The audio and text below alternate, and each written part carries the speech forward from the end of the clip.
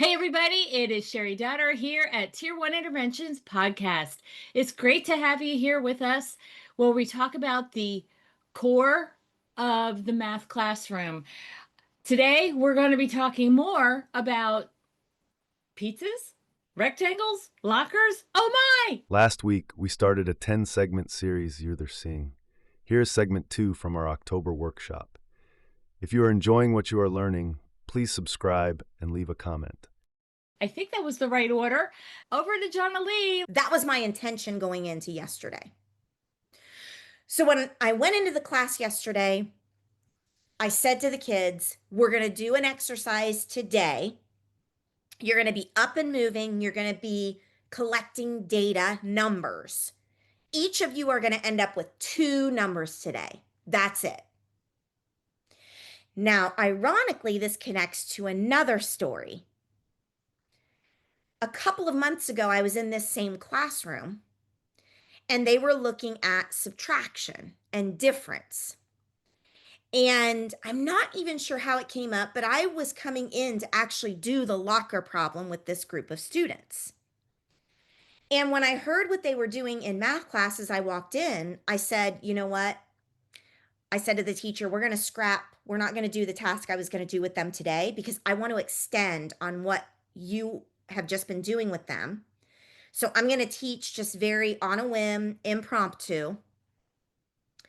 And it was all about like measurements and difference in measurements. And there was something about weight. And I said, do any of you know how much you weigh? Just random question. And this little teeny weeny girl says, oh, I do. I said, oh, how much do you weigh? She said, 5 pounds. I said, come on up here. Come on up here, my sweet thing. I said, what do you all think? She says she weighs 5 pounds. What do you, yeah. Another little boy in the room said, that doesn't make any sense if she weighs 5 pounds. He says, because I weigh 98 pounds, but with my football gear, I weigh 106 pounds. And I'm like, ooh, this is interesting. I said to the class, would that make sense by looking at these two? I said, come on up here. So then we talked about more and less. Who weighs more? Oh, the boy definitely by looking weighs more. Now, we can do this exercise in 2nd grade. I wouldn't recommend doing this exercise in like 8th grade. Okay? I'm just going to put that disclaimer out there. Things get a little sensitive. 2nd graders, they don't care. So in looking at this, I was going to go through with a difference activity with their 2 weights and have them look on a number line because difference is subtraction. Subtraction is distance. So I was going to have them look at the girl's weight and the boy's weight on a number line, and we were going to find the difference, the distance, and create the subtraction problem that showed that subtraction is their distance from her weight to his weight. So I scrapped that and I said to the little girl, when you go home this weekend, I want you to ask how much you weigh. And then the next time I come back and tell me. She actually did. When I came back the next time, she said, my mom says I weigh 35 pounds. I said, that sounds so much better. Because I told the kids, look, when my baby boy was born, first day of his life, he weighed 8 pounds. So you can't weigh 5 pounds. And I'm telling the class this. And they're like, really? There was no concept here. So I knew I wanted to come back to this. So in that lesson that day, we took his 98 pounds without his football gear, 106 pounds with his football gear, and I was able to teach the lesson I wanted to with that difference. Now, this is turning into a long story, but it's important to hear all of it. You got to hear like how it all got set up. What is all the background? What is all of my pre-planning knowledge? Because if you come to Sherry and I's masterclass once a month, this is important. And Sherry, if you want to say something about this, I think this is a good time to do that. But if you come to Sherry and I's masterclass once a month, one of the things in our lesson delivery that is totally left off, even when we teach with a textbook, is a pre-planning before our planning. So all of us plan for lessons and we deliver lessons. But there's two other parts of teaching that is missing in that. The first part that's the most important that almost nobody does is a pre-planning, which is that CES, that culture, that non-academic and academic essentials, and the idea of seasons. So there's an entire pre-planning that I have to have in my mind before I do my regular planning of every lesson or every week's lessons. Then I have my presentation, which is the delivery, the actual, I'm doing this in the classroom with students. And then the other part that's missing is the post planning.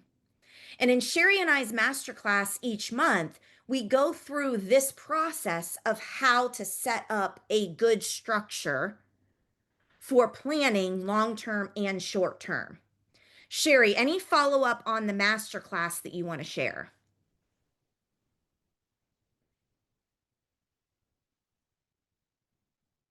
I'm just trying to set it up in the system because I forgot to do that.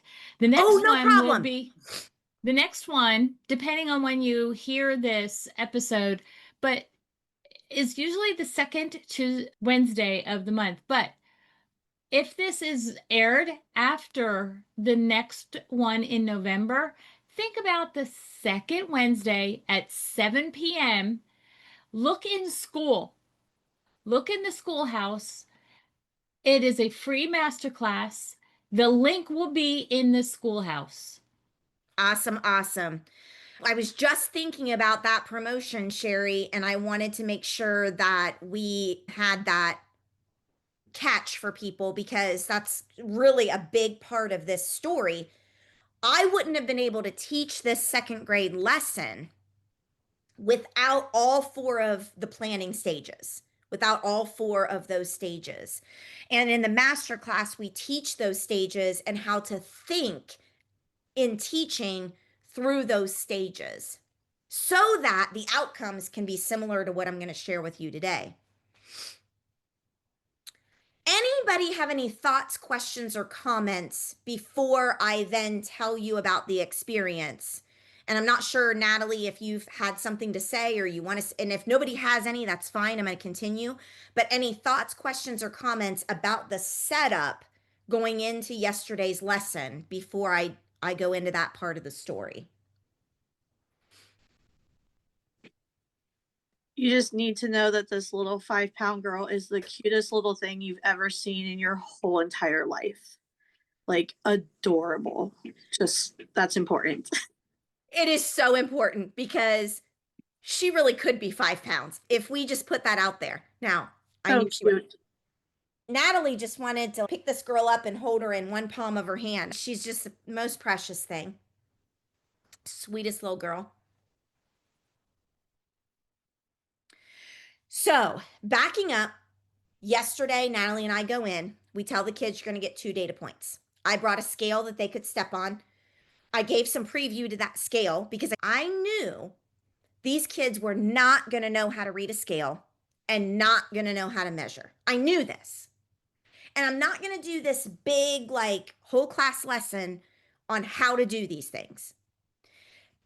This is where achievement formula comes into play. Mini lesson after experience. Mini lesson after experience. We have to,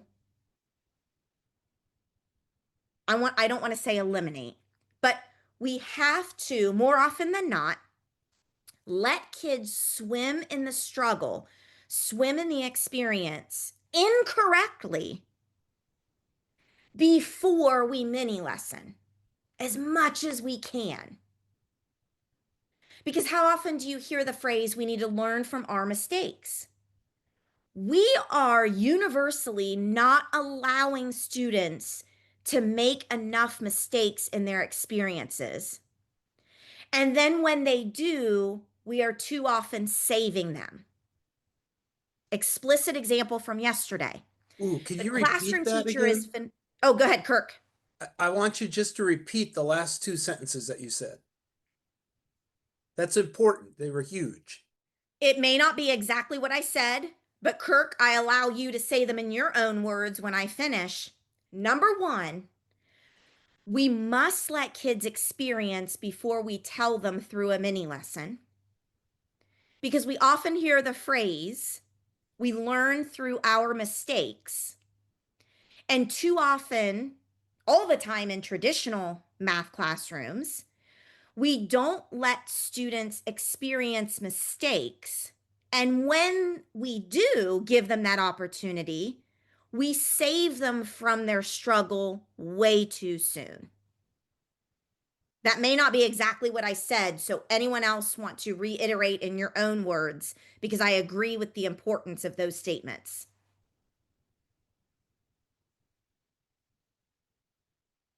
Put them in the schoolroom. Look in the schoolroom for them.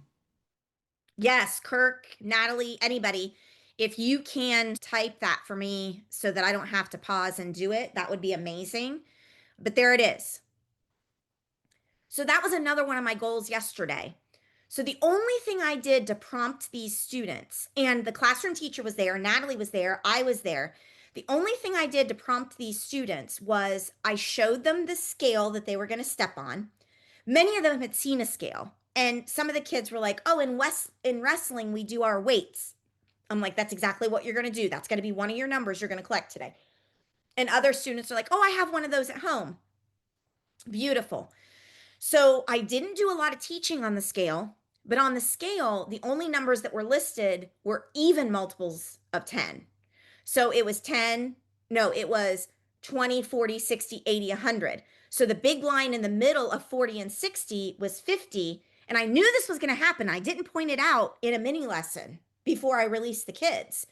I knew I was going to facilitate the kids coming back and stepping on the scale. So I was going to mini lesson when I brought the table group back for, I would have 4 or 5 kids.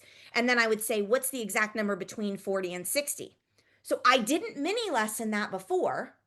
I was going to mini lesson that as the kids came back and looked at it. This is important to understand. This is what I mean by mini lesson after they experience. The second thing I did to prompt them was I brought meter sticks. I also brought tape measures, but I like to use meter sticks better because they're more difficult for kids to use than a tape measure. That's why I do it. So I brought meter sticks, and they were actually meter sticks. And the classroom teacher said, this is so exciting because the kids have measured themselves this year, but they measured themselves in centimeters. I knew I was coming in to measure, for them to measure in inches. So this was going to be perfect. I didn't know the kids had measured themselves already this year. It didn't matter. It wasn't here nor there because it's all chicken and egg when we do these lessons. So I said, that's awesome. So I go to the centimeter side and I ask kids, what are these numbers? They knew centimeters. Some of them knew that the whole stick was 100 centimeters. They struggled to get that 100 centimeters, that this was a meter. This is a meter stick, but I got a couple of them to say that. So I confirmed all that because these are facts I wanted to confirm. This wasn't the discovery part. So I said, this is a meter stick. What is it? A meter stick. There are 100 centimeters in a meter. 100 centimeters in a meter. All these little tick marks are centimeters. Look, Kirk's got a visual. That's exactly what I showed them. Okay. So I'm showing them this. You've got centimeters. The numbers are close together. And you guys, when you measured yourself, you measured in centimeters. So that was my preview, showed it. That was it. Then I flipped it to the other side and I said, does anybody know what these numbers are? These numbers are further apart. There aren't as many. There aren't 100 of these numbers on the other side. One kid finally said inches. I'm like, that is correct. So this is a perfect example of confirm right away. This is a fact I want them to know. I'm confirming. These are inches. How many inches do you see? There were a little more than 39 inches. I said to them, does anybody know how many inches are in a foot? Nobody did. I said, tell me how many inches are in a foot on 3. 1, 2, 3. I'm like, that's not a problem. I'm just going to tell you. Okay, I'm just going to tell you. This is another thing that I don't want kids to discover. Like, we're missing the boat on like fact fluency and number sense, or knowing things and discovering things. Long division is a procedure I don't want kids to discover. When I want kids to know the procedure of long division, we're not going to do an experience and a discovery activity. This is the time where I do a lesson, I tell you, and you mimic and model. Okay? So, however, if that is more than 50% of what I'm doing in my math classroom, that is a disservice. That is why kids are not achieving. So I'm not telling you not to tell, but we need to know when the appropriate time is to just tell and not tell. And there are two examples. When I want these kids to know how many inches are in a foot, I'm just going to tell them. I'm going to tell them, I'm going to tell them, I'm going to tell them, and then they're going to tell me. They're going to tell me. They're going to tell me. And I'm going to constantly be bringing this fact fluency into the classroom as much as possible. Jonalee, I want to close out Tier 1 Interventions podcast. And that is, if you are listening to this podcast and you are thinking, how do I get involved? You want to head over to your show notes and click on the link. We are offering you to come to a session like this, where you get all 2.5 hours at one shot for $47. You can then join another session for another $47, or you can buy the whole year for $497. Plus, you have to buy if you're going to go buy the whole year, you're going to have to buy level 1 as well. But the coaching and these conversations that we're having are $497. That sounds to me like a really good deal to really think the way you're thinking about not just mathematics, but occupational therapy delivery, speech therapy delivery, special ed delivery, and how we're helping these kids rethink, re-regulate, relearn, and think about life as whole.